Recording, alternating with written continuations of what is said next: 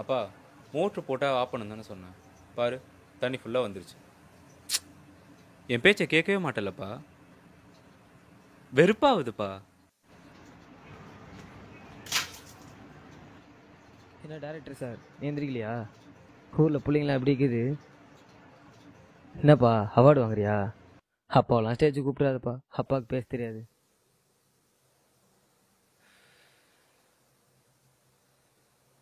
மச்சான், எங்கள் அப்பா என்னை புரிஞ்சுக்கல.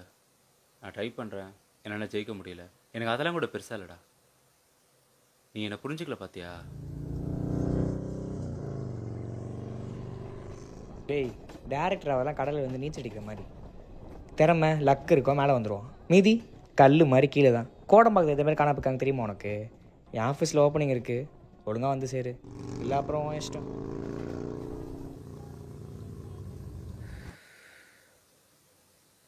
காவியா, உன்னை நான் ரொம்ப லவ் பண்ண தான் தப்பு.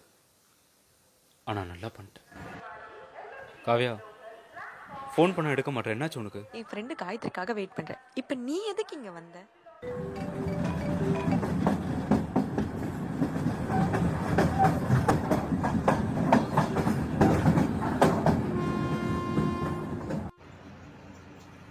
ஏய், எப்பட்றா 2 பேருக்குள்ள சண்டை வந்தால் எப்போ நடுவில் பூரான்னு வெயிட் பண்ணுதியா? அவள் தான் வந்து பேசுகிறானா? உனக்கு எங்கே போச்சு புத்தி? உனக்கு தான் ஆள் இருக்கேம்மா, எதுக்கு என்கிட்ட வந்து பேசுகிறேன்னு சொல்ல மாட்டியா? உன்னை மாதிரி சில பேர் இப்படி பண்ணுறதால தான்டா ஒரு பொண்ணு ஃப்ரெண்டு வச்சிருந்தால அவன் ஃப்ரெண்டானு யோசிக்க தோணுது. ப்ரோ நீயே சொல்லு, பக்கத்து வீட்டு பொண்ணு அவளாக வந்து பேசுகிறா, நானா போனேன்? நீயே சொல்லு.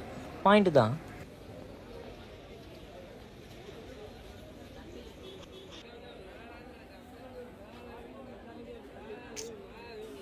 உங்கள் எல்லாருக்கும் என்னடா பிரச்சனை?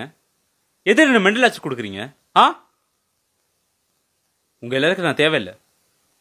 ஆனால் எனக்கு நீங்கள் எல்லாருமே தேவை, உன்னை தவிர. அடுத்த நிமிஷம் இருப்போமா சாவமா தெரில. பிடிச்ச படுற தப்பா? என்னால் கையில் 10 மணிக்கெல்லாம் இந்த ஆஃபீஸில் போய் வேலை செஞ்சுக்க முடியாது. இதான் வேற எதுவும் தெரியாது. எல்லாத்தையும் உங்ககிட்ட சொல்லணும்னு தோணுச்சு.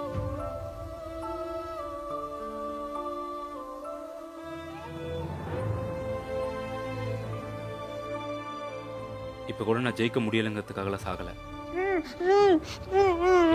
பிடிக்கும்.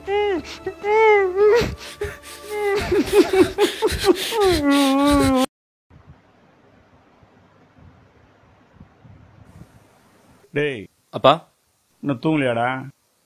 இதோ முடிச்சிட்டோம்ப்பா. சீக்கிரம் தூங்குடா, மணி 3 ஆகுதுடா. டேய் கிளைமேக்ஸு வரல, வாங்க தம்மஸ்ட் வரும்.